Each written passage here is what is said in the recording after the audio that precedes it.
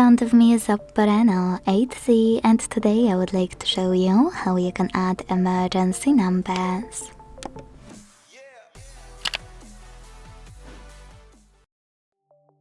Start by going into Devices Settings and scrolling to hit Safety and Emergency.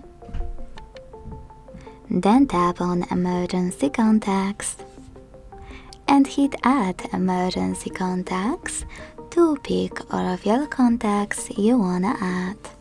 Just click on a chosen one. Now to get rid of any contact from your list, use this icon right next to it, the remove one, and wait. Lastly, most importantly, you need to make sure this switcher next to show info when locked is blue. That means that this option is enabled, and thanks to it your contacts are accessible from a locked screen. Thanks so much for watching. If you enjoyed this video, leave a like, comment and subscribe. Bye!